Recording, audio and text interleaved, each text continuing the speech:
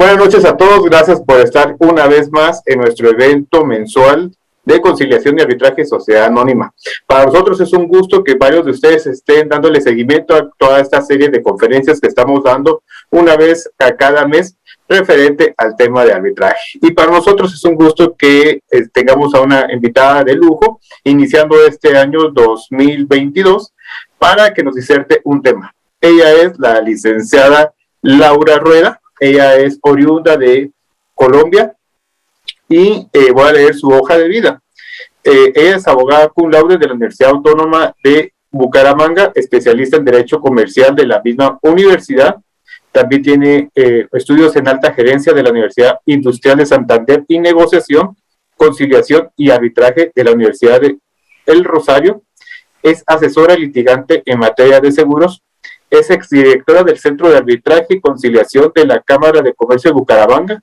Es profesora de métodos alternativos de resolución de conflictos de la Universidad de La Sabana.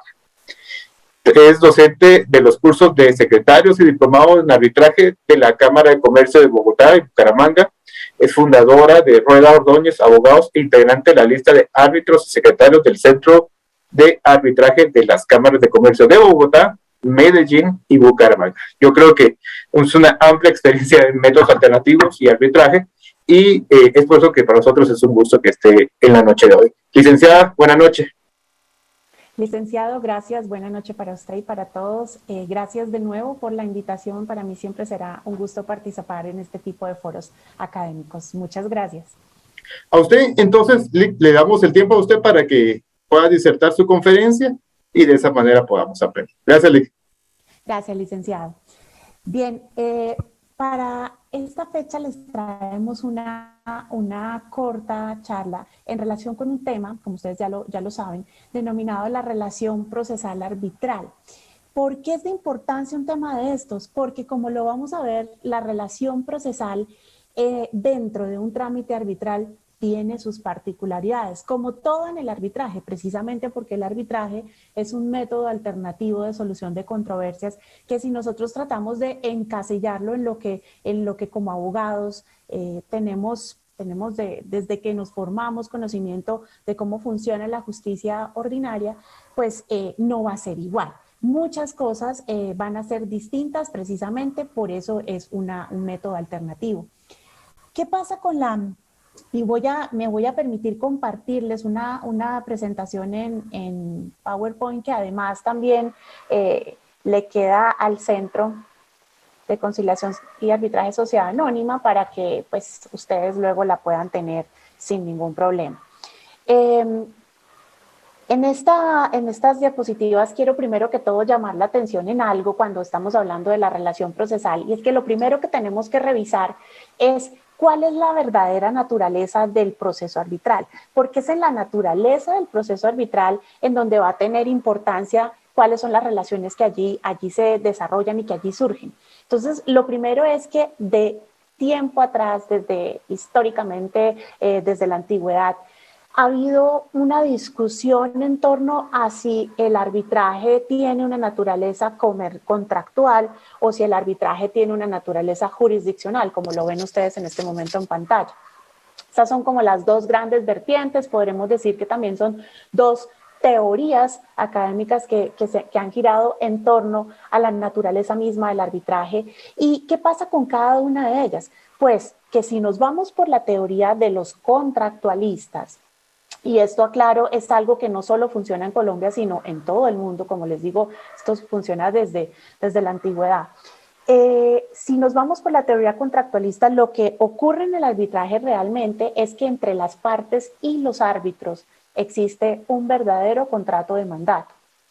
El árbitro entonces es un mandatario de las dos partes que tiene por fin o el objeto de su mandato es que resuelva la controversia, porque ellas se lo encomendaron. Pero, ¿qué sucede si estamos en una teoría contractualista pura? Es decir, que no admite ninguna otra apreciación y solo se trata de un contrato y la relación entre las partes y los árbitros es meramente contractual. Pues las críticas que ha recibido esta teoría es que entonces, ¿qué va a pasar con la decisión? Porque la decisión, que se llama laudo, a nivel internacional, en la mayoría de los países y en mi caso en Colombia, la decisión se equipara, y en Guatemala también, se equipara a una sentencia. Presta mérito ejecutivo, hace tránsito a cosa juzgada. Entonces, ¿cómo es posible que si toda la relación es contractual, derive en algo que tiene casi que una naturaleza de orden público, que es una sentencia o que se equipara, un laudo que se equipara a una sentencia? Si fuera puramente contractual, esa decisión entonces eventualmente también el alcance máximo que podría tener es el de un contrato, como cuando se celebra un contrato de transacción, se resolvió la controversia, pero si el árbitro está actuando, está fungiendo básicamente como un mandatario de las partes, entonces su decisión será de tipo contractual y eso haría que la forma para atacar esa decisión sería de la misma manera como se atacaría un contrato de transacción. Esa es la principal crítica que recibe la teoría contractualista pura. Pero también existe otra teoría que es la teoría jurisdiccional, que el arbitraje no es un contrato, que el arbitraje es un proceso, un verdadero proceso judicial o jurisdiccional, como lo quieran llamar, de tipo declarativo. Y entonces aquí el árbitro ya no va a ser un mandatario de las partes, aquí el árbitro, en virtud de esa habilitación que las partes hacen, va a administrar justicia, igual que lo hacen los jueces. Pero pues también si nos ubicamos en esta teoría jurisdiccional pura, que no acepte ninguna otra vertiente, pues también va a tener críticas. ¿Por qué? Porque no se puede olvidar que el arbitraje nace de un acuerdo de voluntades, nace de un pacto arbitral. Entonces, si decimos el arbitraje solo es jurisdiccional, ¿dónde nos queda la forma como nace? Ese acuerdo, ese pacto para que se pueda llegar al arbitraje, que bien es una cláusula compromisoria o que es un compromiso. Entonces, fíjense que por esta razón, porque ni la teoría pura sobrevive a las críticas contractualistas, ni la teoría pura jurisdiccional sobrevive a las críticas, ha habido cierta tendencia, y en Colombia lo es, y está sucediendo así desde hace ya un buen tiempo, que nuestras altas cortes han definido la naturaleza del arbitraje como de naturaleza mixta o compleja. Y consultando doctrina reconocida a nivel internacional, también he encontrado que al arbitraje se le da una naturaleza compleja o mixta, ni totalmente contractual, ni totalmente jurisdiccional. ¿Y qué comporta que esa naturaleza sea compleja? Pues que tiene de las dos cosas. Tiene de lo contractual en la medida en que nace de un acuerdo de voluntades. Solamente se puede llegar al arbitraje si las partes acuerdan hacerlo, o bien por un compromiso o bien por una cláusula compromisoria. Pero también hay un proceso judicial o jurisdiccional. ¿Por qué? Porque es que, pues sí, las partes celebran un acuerdo para ir al arbitraje, pero ¿cómo inicia el arbitraje? Con una demanda. Con un escrito puede que se llame solicitud de convocatoria o se llame demanda, pero al final termina siendo un proceso sui generis, por supuesto, porque las partes pueden acordar las reglas de procedimiento, incluso apartándose de las reglas procesales de la jurisdicción estatal o de las procesales estatales. Esto, y les cuento manera de información, por ejemplo, en Colombia lo que sucede es que los centros, así como el Centro de Sociedad Anónima lo tiene, pueden tener un reglamento propio donde se fijan las reglas y es perfectamente válido de acuerdo con nuestra propia ley de administración de justicia que las partes cuando pactan el arbitraje acudan a esas reglas del determinado centro que escogieron. También hay unas reglas en la ley, en el estatuto arbitral, ustedes también tienen su ley de arbitraje y esas reglas también pueden ser pactadas por las partes, pero incluso las partes pueden acordar sus propias reglas de procedimiento. La única prohibición que tenemos en nuestro país es que cuando interviene una entidad estatal como parte, cuando hay alguien de derecho público que está siendo parte dentro del proceso, ahí no se le permite que pacte sus propias reglas, sino que tiene que acudir a la ley de arbitraje. Pero eso sí solo funciona de esa manera en Colombia.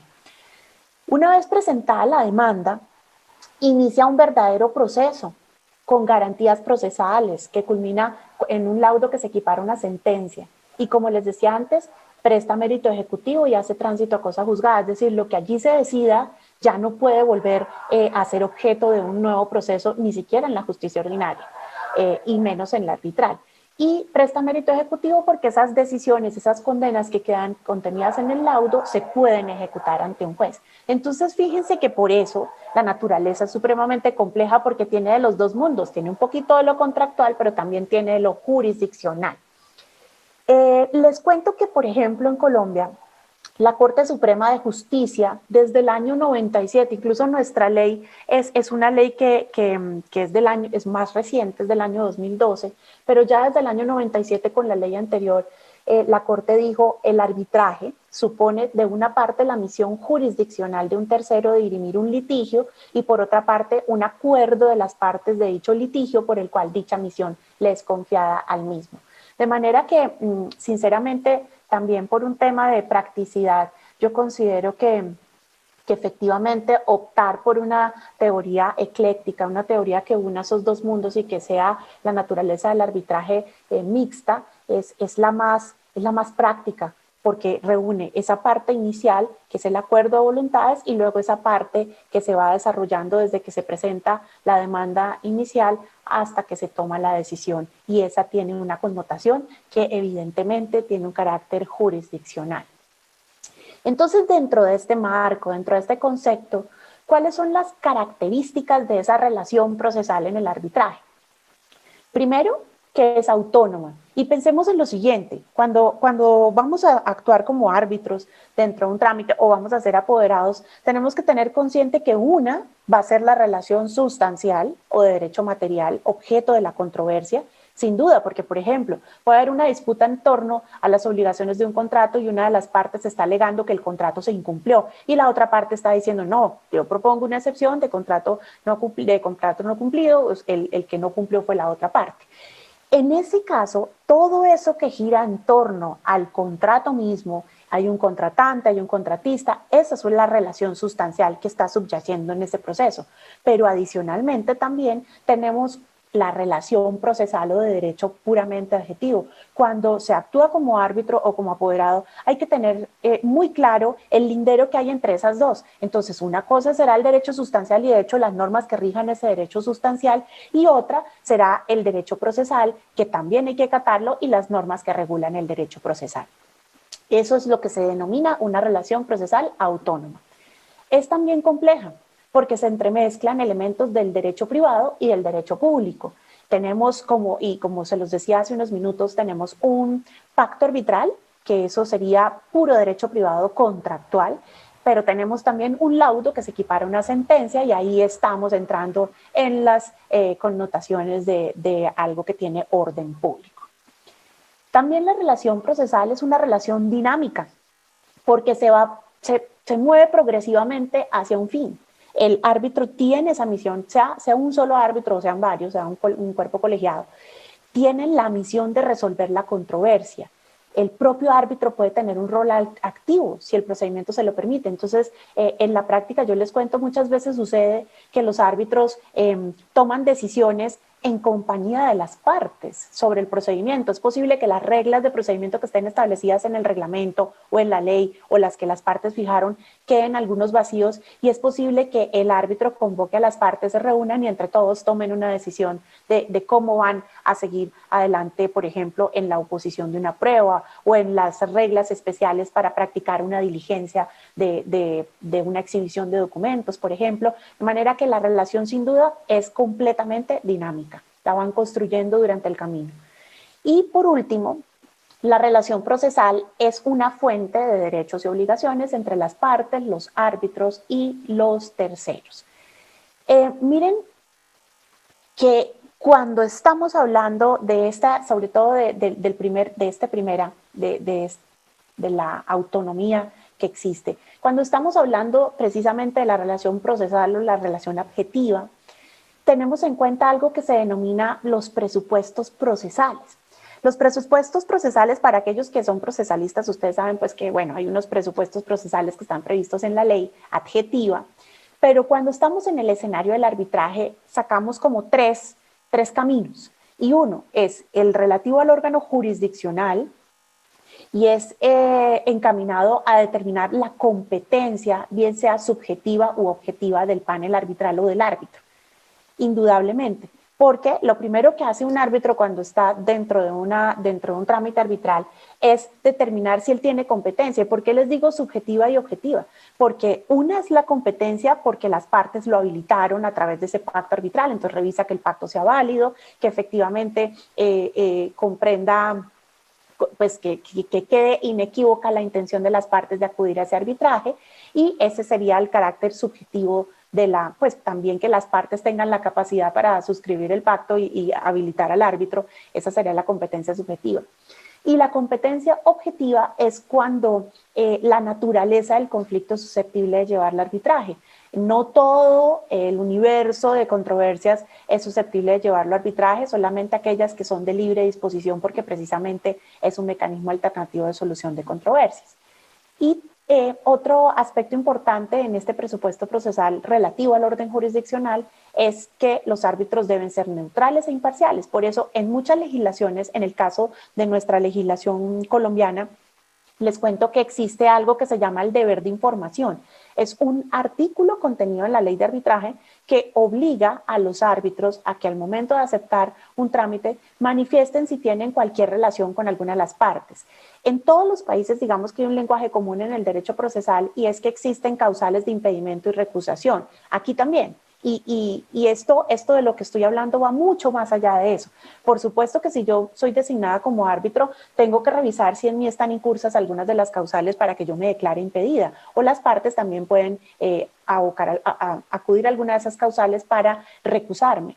Pero al margen de eso hay una obligación mucho más fuerte, y es que cuando yo acepto un tribunal, en virtud de ese deber de información, debo informar cualquier circunstancia, no necesariamente causal de impedimento, sino cualquier circunstancia o relación que pueda terminar nublando esa neutralidad o esa imparcialidad a los ojos de las partes. Y se los pongo de presente y les digo, mire, yo no tengo ningún problema con lo que va a revelar, considero que eso no afecta mi neutralidad y mi imparcialidad, pero aquí lo pongo de presente. Y si alguna de las partes dice algo, pues habrá que resolverlo ahí sí, igual que como cuando se presenta una recusación. Hay otros presupuestos procesales que son ya, si nos vamos no al órgano como tal, no al operador jurisdiccional, digámoslo de alguna forma, sino a las partes. Y ahí sí están los que ustedes normalmente conocen dentro del derecho procesal, que es la capacidad para ser parte, el derecho de postulación, que designen un apoderado, que el poder cuente con los requisitos, la representación en el caso de que haya personas jurídicas que estén debidamente representadas, que tengan un certificado de existencia y representación, que el representante figure en ese certificado. Esos son presupuestos procesales relativos a las partes. Y por último tenemos presupuestos relativos ya al procedimiento como tal. Entonces ahí ustedes verán, en cada país hay distintas normas procesales, pero hay algo que es universal en materia procesal, y es que se agote un debido proceso. Entonces, en este caso, que se notifique en debida forma, que se cumpla con los requisitos formales para que la demanda sea admitida. Entonces hay que revisar si el reglamento del centro tiene unos requisitos formales de admisión, o si hay que acudir a la ley, pero el tema es que para que la demanda pueda ser admitida, se debe cumplir con esos requisitos. Y cumplir en todo caso con el debido proceso. Hay unos derechos que superan incluso los códigos procesales que son de orden constitucional, como el derecho a la igualdad, el derecho de defensa, el derecho de contradicción, que en todo proceso, incluso en el arbitral, deben ser garantizados. Entonces, este es el escenario de los presupuestos procesales. Pero ahora yo quiero compartirles a ustedes que dentro de un trámite arbitral, para que sigamos adentrándonos más en esta relación procesal que existe en el arbitraje, en un panel arbitral intervienen distintas personas. Unos son los árbitros, que puede ser un árbitro o pueden ser varios, un número impar. También están las partes. Los árbitros tienen que ser los árbitros que están debidamente inscritos en un centro para que puedan actuar en ese centro donde se inicia el proceso. Las partes son la parte demandante, la parte demandada propiamente dichas, que pueden ser singulares o pueden estar integradas por varias personas, pueden ser plurales. Pueden ser personas naturales o pueden ser personas jurídicas. También tenemos a los apoderados de esas partes. Como les decía, uno de los presupuestos procesales de las partes es cumplir con el derecho de postulación. Solo hay casos, y también los hay en el arbitraje, en donde excepcionalmente se permite que que una parte esté actuando directamente y que no requiera de abogado, pero son casos que tienen que estar expresamente previstos en la normativa procesal. En general, entonces, siempre habrá un apoderado de las partes, también del demandante y el demandado. Pero también hay otros intervinientes, hay terceros. Tenemos en el caso de Colombia, hay algo que se llama la intervención del tercero excluyente, está el denunciado en pleito, está el llamado en garantía, ustedes también tienen muy seguramente el llamamiento en garantía. En general, son otras personas a quienes les pueda interesar el conflicto y a quienes se les extienden los efectos de la sentencia. Es lo que en temas procesales denominamos los litisconsortes, y esto sí es algo universal, un concepto universal. El litisconsorte facultativo, el litisconsorte necesario, esas personas que de alguna manera pueden verse afectadas o que están interesadas en la decisión y por eso son llamadas al proceso. O bien por alguna de las partes o bien porque el tribunal los vincula para cuando está integrando el litisconsorcio necesario. Y en el caso de nuestro país existe también la posibilidad de que en algunos trámites estatales intervenga el Ministerio Público, que es la Procuraduría General de la Nación, que es la que defiende los derechos fundamentales. Entonces ella hace parte en esos procesos donde la entidad estatal está interviniendo como parte. Y también tenemos otra entidad pública que se llama la Agencia Nacional de Defensa Jurídica del Estado, que también ella sí asiste de manera voluntaria, si la llaman puede acudir al proceso también si es de su interés. Entonces, todos estos van a tener, por supuesto, que interactuar dentro del trámite y por eso quería que tuviéramos claro todas las posibles personas que pueden estar interactuando.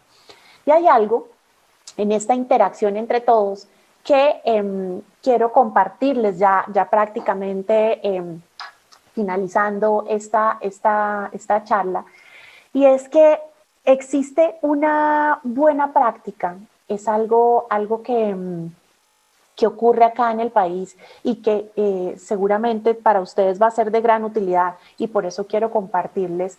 Nosotros en los trámites arbitrales, por supuesto, tenemos nuestros reglamentos del centro en donde hay unas normas de conducta, unos códigos de conducta o de ética, algunos los llaman manuales de buen gobierno, pueden llamarlo ustedes como quieran y esos hay que acatarlos, por supuesto que sí. Si yo soy miembro de una lista de árbitros, pues debo guiarme por esas reglas porque puedo ser eventualmente sancionado. Me pueden sancionar con una amonestación o me pueden incluso excluir de la lista.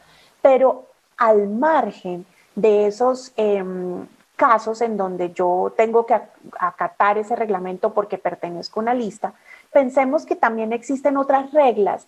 Seguramente en todo derecho existen unas reglas que tenemos los licenciados, nosotros acá en Colombia nos llamamos los doctores, los abogados.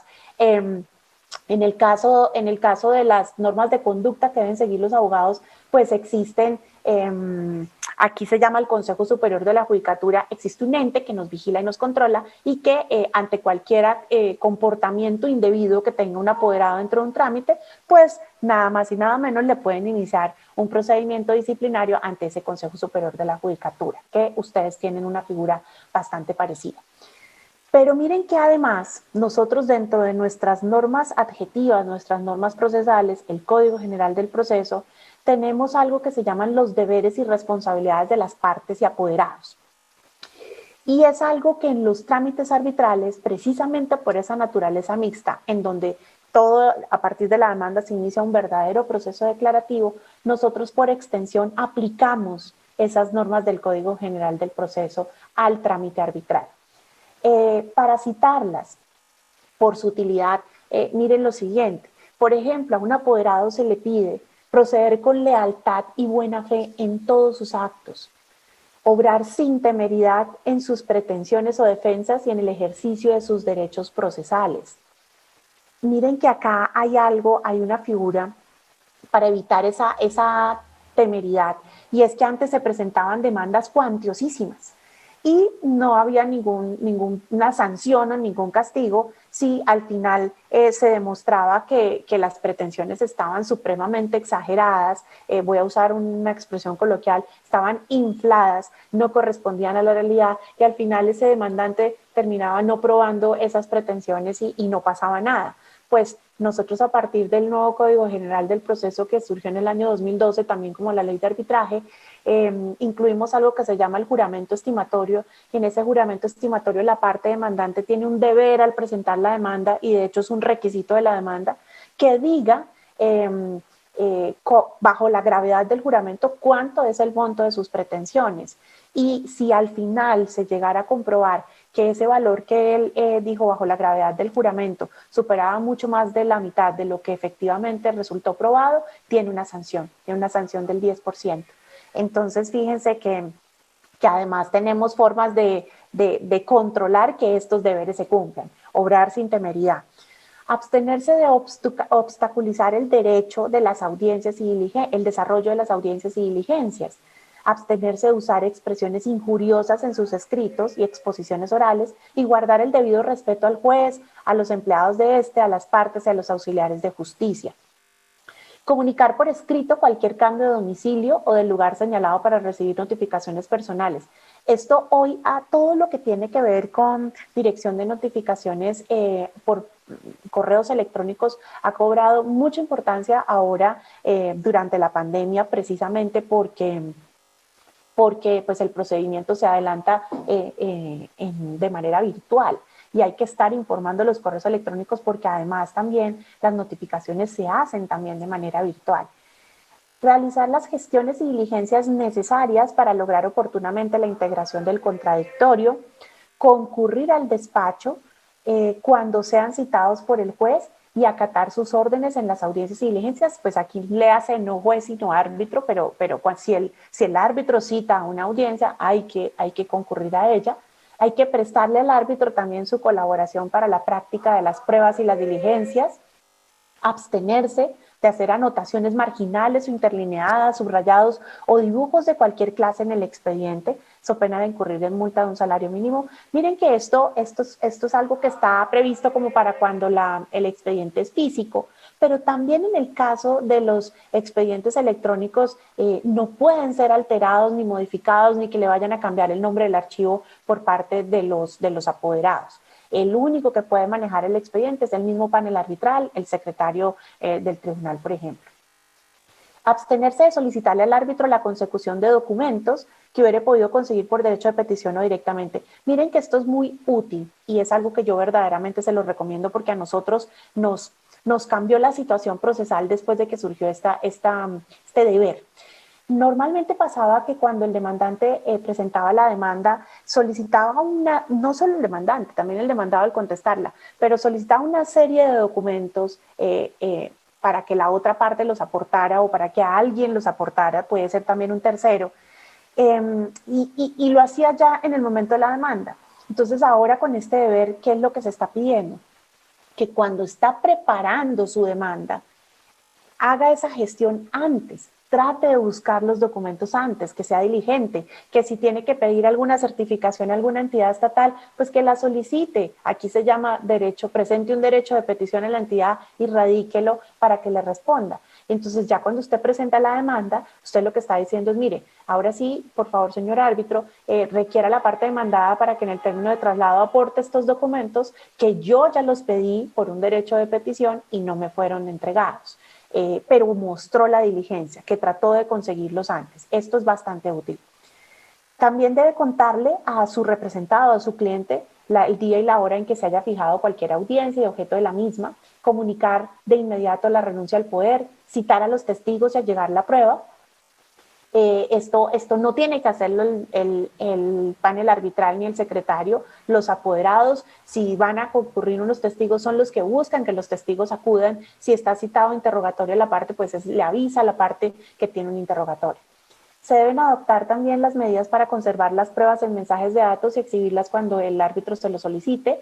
Le debe informar al cliente el alcance y consecuencia del juramento estimatorio, que ya les conté de qué se trataba, de la demanda de reconvención y la vinculación de otros sujetos. Debe enviar, este es también algo novedosísimo, y es que hoy en nuestras normas procesales estamos pidiendo, y puede ser una buena práctica para ustedes, que le copie todos los memoriales presentados al proceso a la contraparte. Por supuesto, la norma tiene su limitación y dice después de que ya se ha notificado, o sea, después de que ya ha sido notificado la otra parte y que ya está formalmente dentro del proceso, hay un deber de lealtad procesal y es que se copien todo.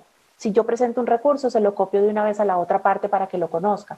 La única excepción es cuando haya medidas cautelares. Por lo demás, deben copiarse todo. Y de hecho, si no se copia, puede incluso la parte a la que no le copiaron decirle al árbitro, por favor, fíjele una multa porque no me está copiando, no está cumpliendo con el deber. Esto es algo bastante útil, da transparencia dentro del trámite, es el puro ejercicio de la lealtad procesal ha sido de bastante utilidad en Colombia. Hay que limitar las transcripciones o reproducciones a las estrictamente necesarias para la fundamentación de la solicitud.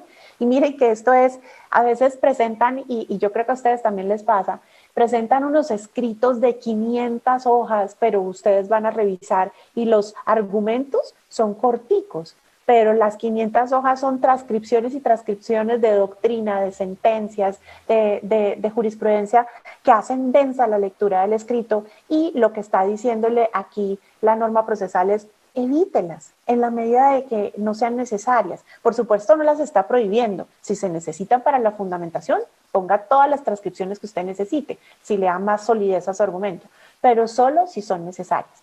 Y por último, también pues no solamente hay deberes para las partes y sus apoderados, sino que también hay deberes y poderes que tienen los árbitros. Pues en las normas procesales, por supuesto, dice los jueces, pero creo que son de utilidad para que también nosotros las utilicemos así como unas buenas prácticas en el arbitraje. Dirigir el proceso, velar por su rápida solución, presidir las audiencias, adoptar las medidas conducentes para impedir la paralización y dilación del proceso y procurar la mayor economía procesal. Si hay decisiones que puede tomar ágilmente, pues no deje de dilatar los términos, trate de darle impulso al proceso. Esa es una misión importantísima que tiene el panel arbitral. Hacer efectiva la igualdad de las partes en el proceso usando los poderes que el código le otorga. Hay incluso, por ejemplo, una carga dinámica de la prueba. Si usted como árbitro ve que una de las partes tiene más facilidad para aportar una prueba que la otra, pues usted le ordena a esa parte que tiene más facilidad que la aporte. Y siempre intenta equiparar. Si va a tomar una decisión, como árbitro es importante que vea que esa decisión no va a ser desbalanceada, que esa decisión está manteniendo el equilibrio entre las dos partes. Prevenir, remediar, sancionar o denunciar los actos contrarios a la dignidad de la justicia, lealtad, probidad y buena fe. Lo mismo que cualquier tentativa que exista de un fraude procesal. Todo esto perfectamente aplicable al arbitraje. Emplear los poderes del código en materia de pruebas para verificar los hechos alegados por las partes. Los árbitros pueden ilustrarse de los hechos que las partes están alegando, y claro, la parte tiene la carga de la prueba, pero también el árbitro, si quiere profundizar aún más, si no quiere quedarse con ninguna duda, puede también decretar pruebas de oficio. Adoptar las medidas autorizadas para sanear los vicios del procedimiento, precaverlos, integrar el litisconsorcio necesario e interpretar la demanda de manera que permita decidir el fondo del asunto, respetando, eso sí, el derecho de contradicción y el principio de congruencia. Este también es muy útil. Miren que nosotros, antes de que, cuando finaliza cada una de las etapas del trámite arbitral, hacemos un control de legalidad. ¿Qué es un control de legalidad? Pues chequeamos que hasta ahora hayamos agotado todo el procedimiento conforme estaba escrito, conforme estaba previsto. Y lo revisamos, y errar es de humanos. Si nos damos cuenta que se cometió algún error, que luego puede ser una nulidad o que luego puede acarrear algún vicio, pues sin necesidad de que nos lo pidan, hacemos control de legalidad y lo saneamos.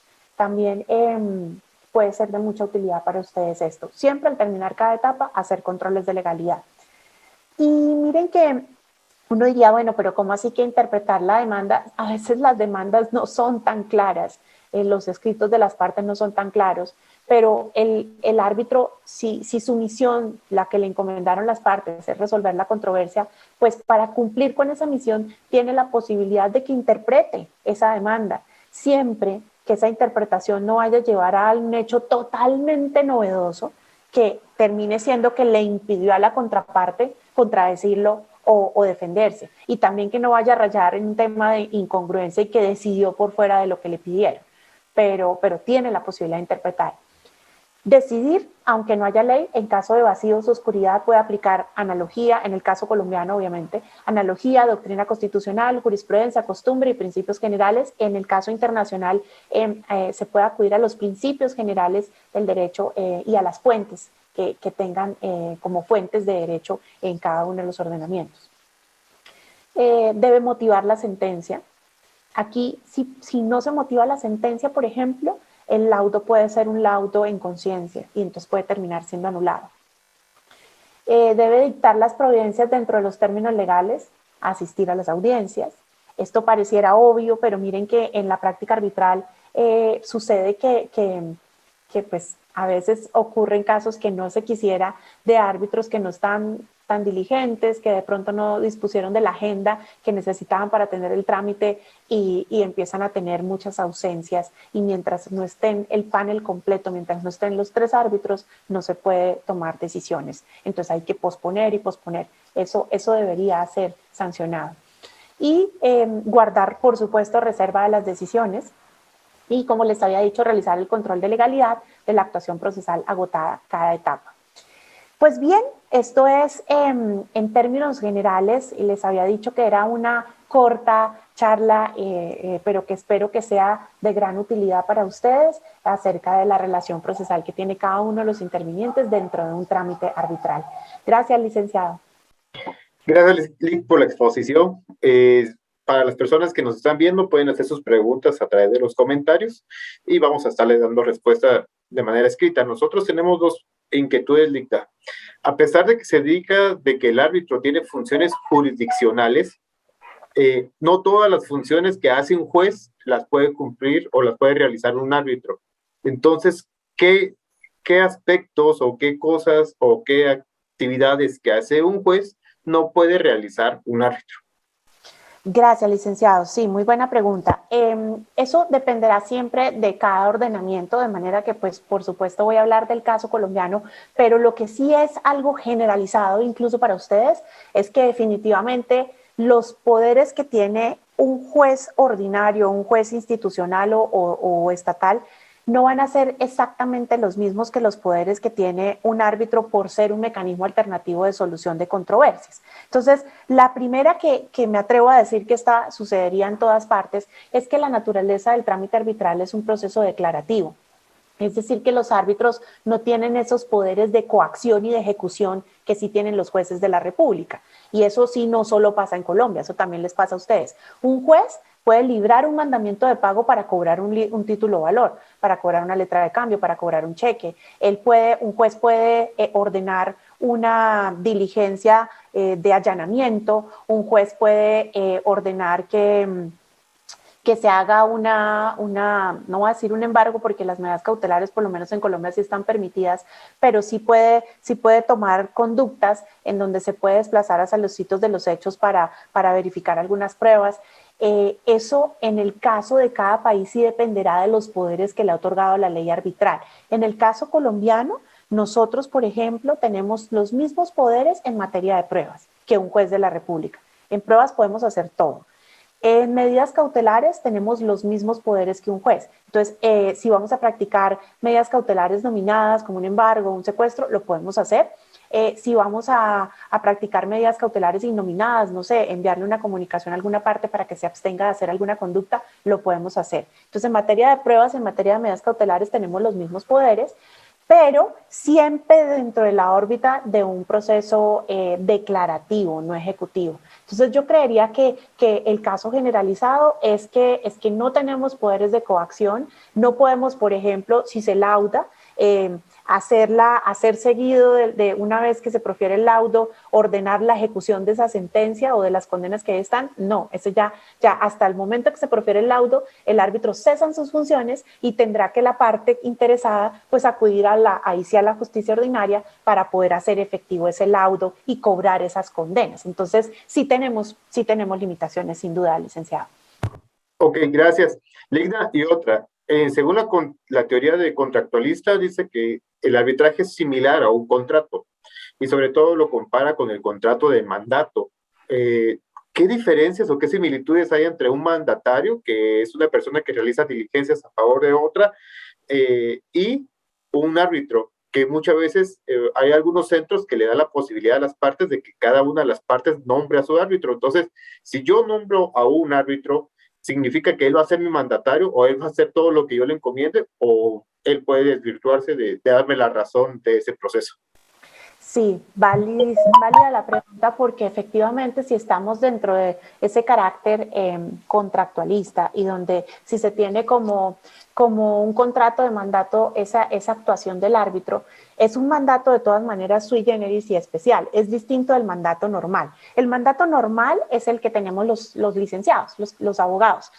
A nosotros nos dan un poder y yo represento a la parte, ¿cierto? Y es una relación solo entre la parte que me confirió el poder y yo tengo que cumplir lo que me encomendó a esa parte y rendirle cuentas a esa parte, yo le puedo renunciar en cualquier momento, pues resulta que cuando estamos en un trámite arbitral, no obstante que cada una de las partes, y tú estás en lo cierto y sé que el reglamento de ustedes lo permite, que una parte nombre uno, que la otra parte nombre el otro y que esos dos nombren el tercero, ahí no, por esa razón no quiere decir que entonces los árbitros van a decir, ah, bueno, como a mí me nombró esta parte A y no me nombró la B, entonces yo solo le voy a responder a la A. No, eso es lo que lo hace tan especial ese mandato, porque es un mandato como de doble vía. Las dos partes son mandantes y los árbitros son mandatarios de las dos partes. Entonces, no obstante que a mí me haya designado una de las partes y me haya postulado a mí como árbitro, me haya nombrado como árbitro, ya cuando integramos el panel arbitral, somos el panel arbitral. Y los tres estamos siendo mandatarios de las dos partes porque ¿cuál es el objeto único de ese contrato? Que yo resuelva la controversia en nombre de ellas, que ellas me encomendaron resolver la controversia. Entonces eso es lo que lo hace especial, que es de doble vía, para los dos. Ok, Linda, gracias por las respuestas. Y bueno, vamos a estarle dando respuestas a los comentarios o las preguntas que nos hagan a través de los comentarios a lo largo de todo este tiempo. Muy bien, Linda, le agradezco mucho por su tiempo. A cada uno de los asistentes les agradezco mucho por haber asistido y nos vemos en la próxima actividad. Gracias, buenas noches. Gracias a ustedes, buena noche.